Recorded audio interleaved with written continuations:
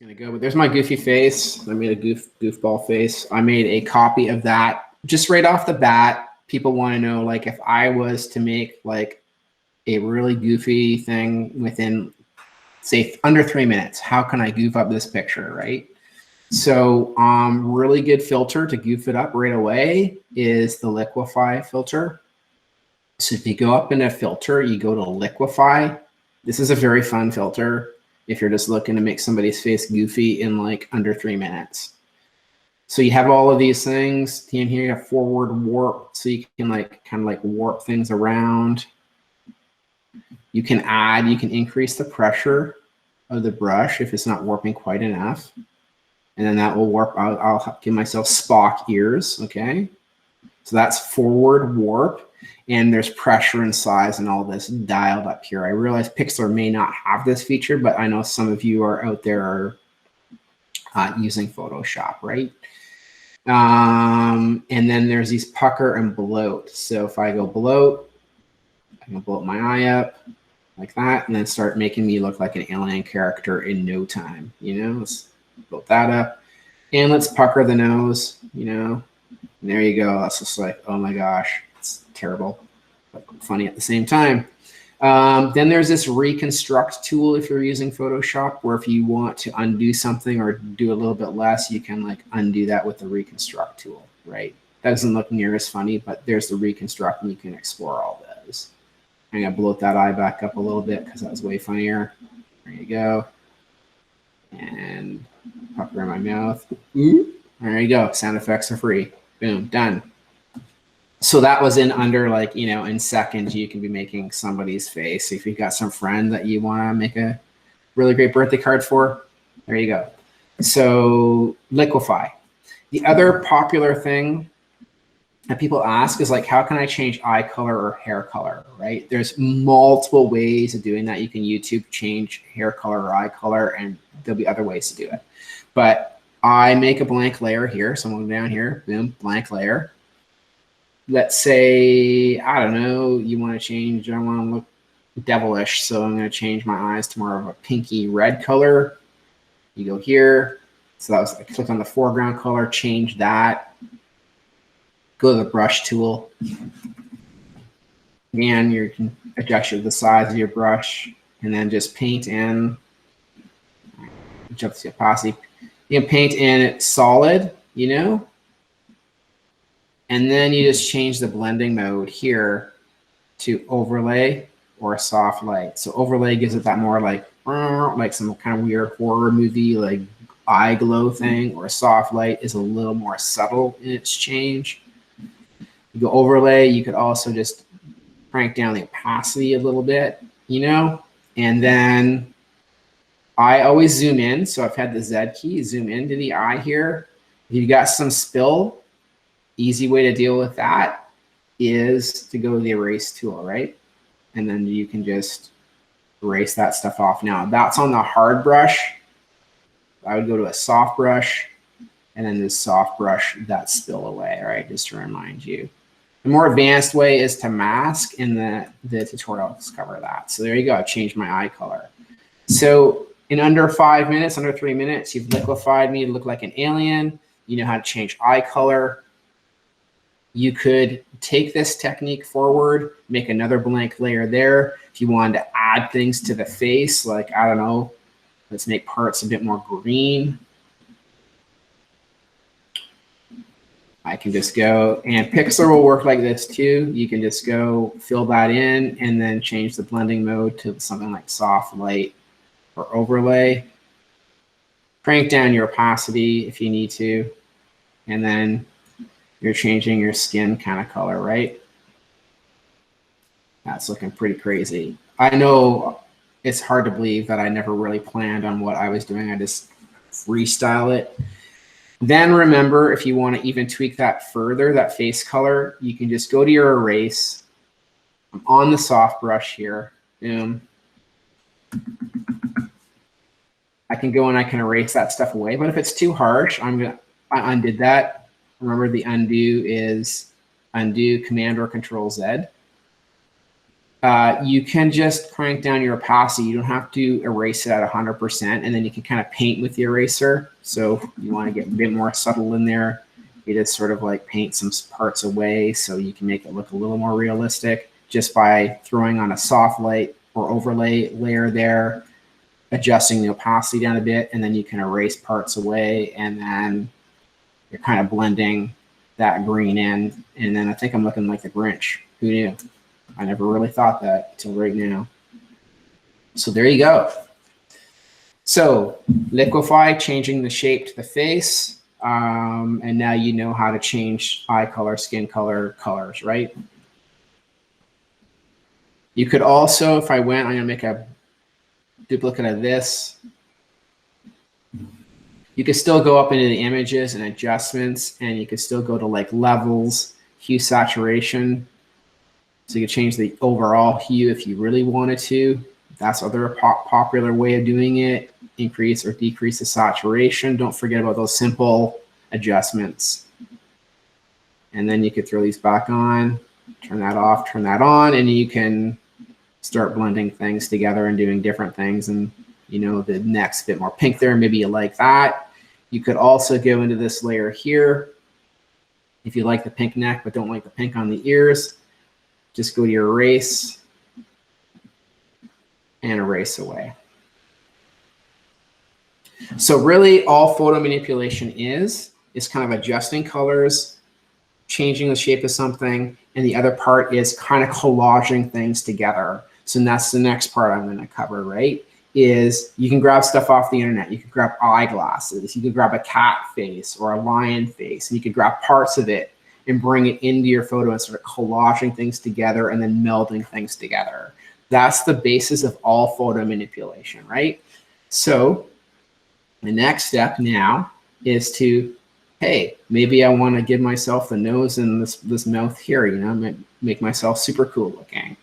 So remember Photoshop and Pixlr have like lasso layers, or there's like selections you can do. So I'm just going to go over, grab the lasso, and just kind of lasso an area that I think I might want to bring over. And then I can just copy and paste those things over. So I'm going to Command C or Control C, and I'm just copying that. And then I'm going to go Command V, right? Which means I pasted it. Command or Control V, right? So there's my thing pasted. Then I can zoom in. I go to my basically collaged element that I brought in. Like if I was doing this live, I cut it out with paper or like a magazine, put it over top. Now I've got to fit it in, but you know, digitally I can do more with this stuff, right? So there you go. I'm a second better than I thought. Actually, I'm making myself laugh. All right. So I've got the collaged element in there. If I want to rotate, scale it, in both programs, remember you can do all that. You can skew stuff in Photoshop. All that is, as a review, under Edit. The free transform is Command or Control T. Under all the transform, I can scale it, distort it, rotate it. So I'm going to hit Command or Control T. The bounding box comes around. I can then rotate. I can then scale if I need it a little bit bigger. Maybe a little bit bigger looks good. Move that into place, rotate it a little bit, and then hit Enter.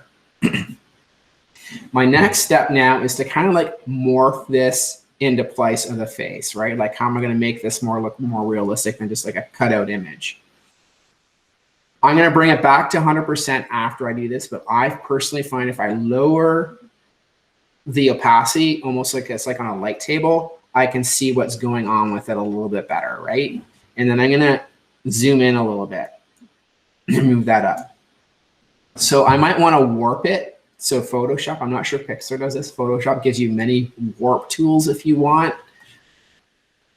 So under Edit, there's a puppet warp you can explore. Again, I go over this much more detail in the pre-recorded tutorials, but I'm just going to go to Transform, and I'm going to warp, do a basic warp. And I'm going to kind of like warp this into place. So I like warping because it's just, you know, little touches of making it look a little bit more realistic are always good. Hit Enter. So the reason I like just sort of lowering the opacities a bit is I can kind of adjust and figure out where it is that I kind of want it a little bit better than when it's 100%. I can also use the arrow keys to nudge things around, the side arrows, the up and down arrows, if I want to nudge them. There, that's nudged into place there. Put that back up at 100. Now the next step is this photo. Often you're going to be combining photos that the colors aren't the same in. So how do I colorize the collage photo to match the photo that I want to go onto? Again, my two favorite things under the adjustments are levels and hue saturation. You can do a ton with color adjustments in those things. So the first thing I'm going to go to is levels. I'm going to adjust the overall contrast of the image to match it. So that's a bit too contrasty. So I'm going to drag that down there, get your contrast right. That's looking better.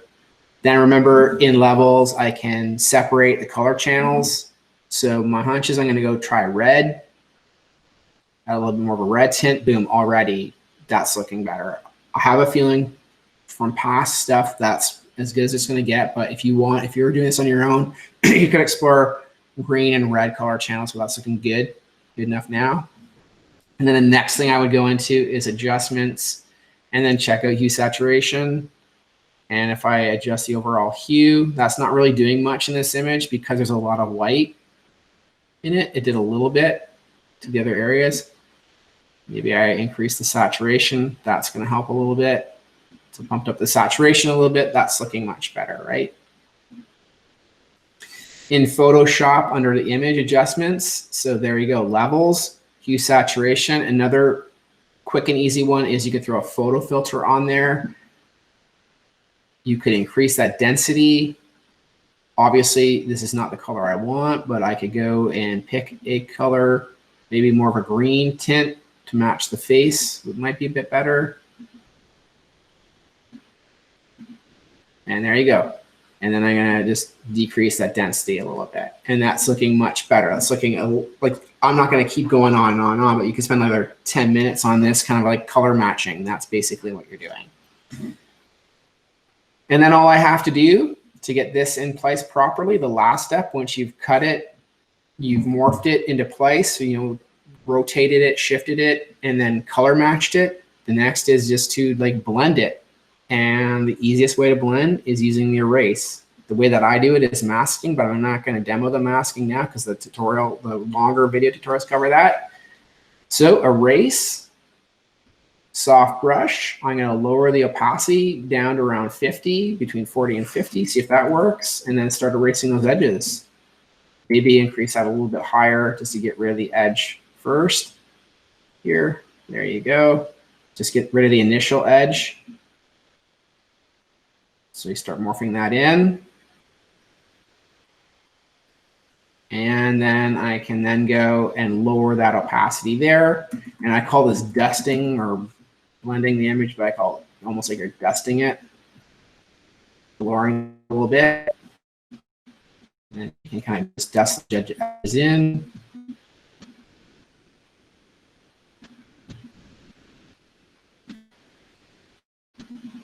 Okay, now let's scale this back out. And look at that. Wow. Oh, man, oh, man. Okay, but those are the basics. And again, the video tutorials go way further if I want to morph that and color correct that more.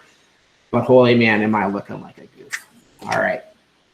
So there you go. That covers the kind of like highlight reel of changing eye color, changing skin color, collaging something, putting it in place, color matching it, and then blending it by erasing it. I am just going to shift select all of these. I'm going to right click and I'm going to merge all those layers together. So let's say I want to make I'm going to combine this into like a poster because it'll work well with the poster and the whole graphic novel thing. So if I was to take my face now and throw it on a poster, right? I'm going to go new. And Photoshop, I can go print. And I'm just going to go letter 8.5 by 11. That's where I default to. You can make it whatever resolution you want. I always tell students, if you are doing a poster or something, keep the resolution at 300 pixels per inch. 72 is if you were just putting it on the internet and putting it on for screens. 300 is if you're going to take it to Staples and print it. The reason I tell students you might as well just go 300 now right off the bat is because the quality of your image is going to be maintained, and then you can always make the image smaller. Like, so if you want to throw it on Instagram or you want to throw it on a website, you could reopen the image in Photoshop and you could crank that down to 72, but you don't want to move it from 72 to 300. So there's my image. I'm just going to kind of get myself situated here. Yeah. These are glasses. I was going to say you could add glasses onto an image, or if you know Nick's question, he has a cat and wanted to get glasses, you could just Google royalty-free glass images or hat images and kind of combine those. I have an 80-20 rule.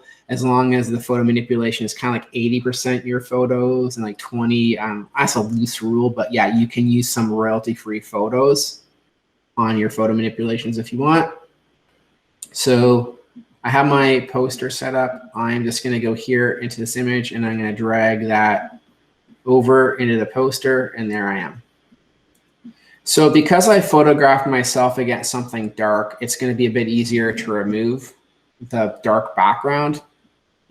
So that's the first thing I'm going to do is just go here. I could check out the magic wand, and you can see that the magic wand kind of goes in here on the hair because the hair is, this part of the hair is so close to the black background, so it's not working too well. There's also the quick selection. You can drag that around. That's worked a bit better. I can zoom in on the quick selection, back on that and hold the Alt key down, or go up here minus. We'll also tweak that. I find the quick selection works a bit better than the magic wand. And there you go. And then I could copy and paste that. That did it the wrong way. Okay, so I'm going to back that up. If that happens, you just have to invert your selection. So select inverse. Now, hopefully that's, yeah. So yeah, I had to invert the selection.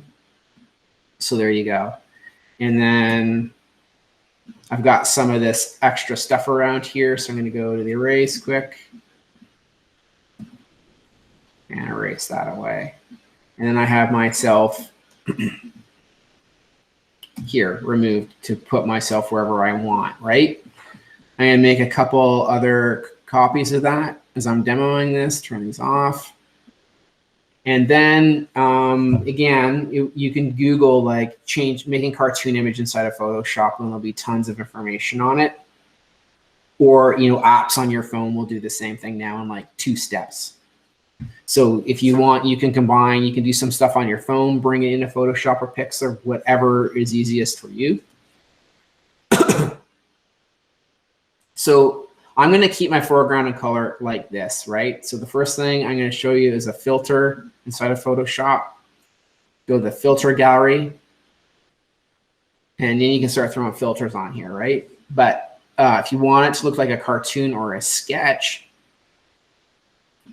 you can go here into, you know, the photocopy looks pretty good. This looks crazy, like with the green and the black.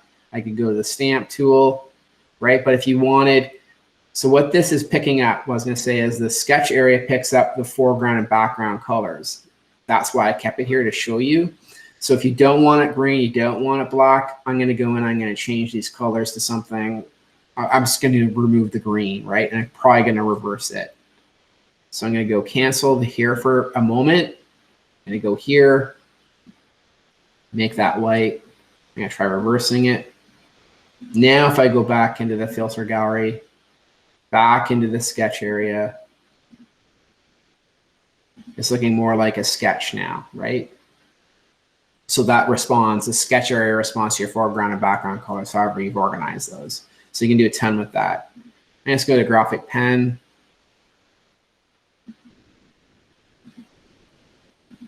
There you go. So you can make something look like an illustration pretty quickly. Go OK. And what I encourage students to do is like there is the graphic pen option. So I'm just going to demo the cartoon quickly. And then I'm going to go to filter, back into filter gallery. Oh, filter gallery. I'm gonna go to photocopy and maybe adjust some of that stuff. It's looking pretty good. Go okay. And I'm gonna zoom in on this a little bit. And I have these two, you know, the graphic pen and the photocopy, and I can combine those together. So I just show you this. You can stick with the graphic pen. You can stick with one of those if you want, that's fine, but you can also combine them together. So if I went multiply, I could try different blending modes, and you can do that. You can erase them, so you're not just restricted to one filter. I like to just point that out. So I'm gonna go multiply and just add a little bit of tint there. I might just lower that opacity, and I feel like that looks a little bit more interesting than just sticking with one filter, combining two together. I'm gonna right click and I'm gonna merge those together because I'm happy with that. Merge them down. And then if I want the color popping through the bottom, I can just check out different blending modes, right? So color burn or multiply will keep the blacks and remove the whites. Lighten does the opposite. It removes the blacks and keeps the whites. So it all depends on the look you want to go for. But in no time, you've taken basically your photo and you created it to look like an illustration for a poster or a graphic novel, but you started with the original photo originally. So that when Olivia asked that question today, I wanted to make sure that I could show you just how to do these things. So what I might even do here is make a couple copies of this, go down here, throw this on lighten or screen. I actually like the lighten. I could just lower that a little bit. And then I'm going to right click. I'm going to merge those down. Throw this one on and throw this on multiply. So you can actually combine kind of things together by just changing blending modes and changing opacity. And then you can create kind of an illustrative look very quickly with a photo. I want to make sure I showed you that, right? And then let's say the other thing I was going to show people, I'll make a copy of this quickly, is think about ways to combine some illustrations and photography together. So if I'm a person that likes to draw and I wanted to take a photo or bring in my drawing, you could bring in your drawing here and you could add a background in here, right? So I'm going to see if there's something I can just open up here. I'm gonna, whatever, for laughs, I'll just open up. We should name this alpaca. If anybody wants to chime in the chat and give the alpaca a name, that'd be awesome. Or maybe the Waldeck creature that's coming out of this whole thing. So I'm bringing the alpaca over here, right? So pretend right now, I've shown you now, you could take your photo and make it into an illustrative look inside of Photoshop in like under 10 minutes. But let's say you've done something in your sketchbook and you've drawn it. Say this is a drawing from your sketchbook that you've cut out. And then you can combine your drawing. You could take a photo of like a scene, like a sky. So I could take a blue sky, or I could take some street, or I could take some snow and bring this in as my background image. So that's a way that you could combine photography and your illustration together for a graphic novel or whatever it is that you're interested in doing. So I'm just gonna pull Mr. Alpaca up there.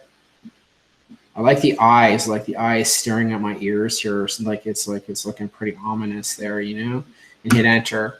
So yeah, that's what I wanted to cover. Was here's a way to take your existing photo, make it look like an illustration, or bring in an illustration from your sketchbook, but think of ways maybe of the background, using the background photo and combining them together would be a good kind of like way to combine photography and illustration and all that, and just be as creative as you can. I'm just gonna maybe blur this out so it actually looks a little bit more like a landscape. See if I can fudge Mr. Alpaca here. So I'm gonna make a copy of Tootsie Roll. My favorite things to do if I'm just trying to distort an image quickly to see what I can do with it is I'll go into blur. I'll throw on this case, I think I'm gonna motion blur this. And there you go. Like, so in no time I've like kind of disguised Tootsie Roll as like something else back there, right? So if I just go like this, there you go. I've got some kind of abstracted background image that I've done with my photo. You could also go and add like a secondary blur on there. My two favorites that I go to all the time, motion blur, Gaussian blur, if I'm trying to do something super quick. And in no time, you've combined that, and now it kind of, you can't even tell that the Tootsie Roll has been eliminated. Like, it's like vanished from the universe, and now that looks much more landscapey. So that was my point, because I knew there was the green down here, and Tootsie Roll's face would look kind of like cloud-like.